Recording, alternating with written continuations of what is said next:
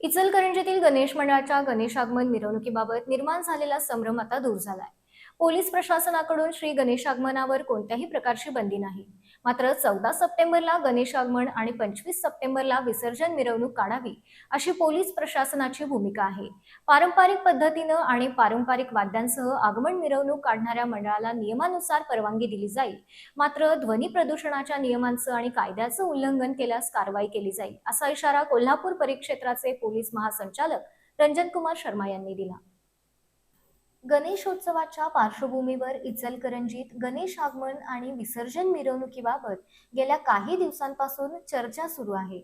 Police प्रशासनाकडून 14 September आणि 25 September या दोनच दिवसांना मिरवणुकींना परवानगी दिली जाणार असल्याची माहिती समोर आल्यानं सार्वजनिक गणेशोत्सव मंडळांमध्ये संभ्रमाचं वातावरण निर्माण झालं होतं.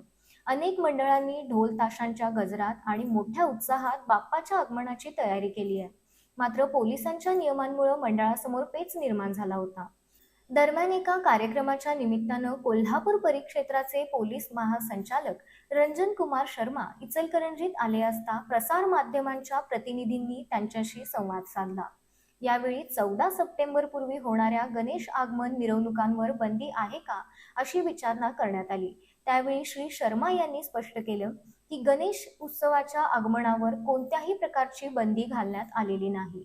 पोलीस प्रशासनाचं धोरण स्पष्ट असून 14 सप्टेंबरला मुख्य आगमन सोहळा आणि 25 सप्टेंबरला विसर्जन मिरवणूक काढावी, असं आवाहन त्यांनी केलं.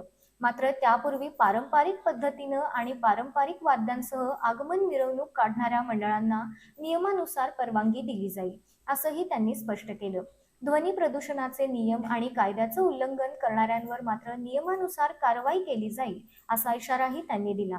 त्यामुळे नियमांचं पालन करत पोलीस प्रशासनाशी समन्वय साधत पारंपरिक गणेशोत्सव उत्साहात साजरा करा, असं आवाहन पोलीस महासंचालक रंजन शर्मा यांनी केले.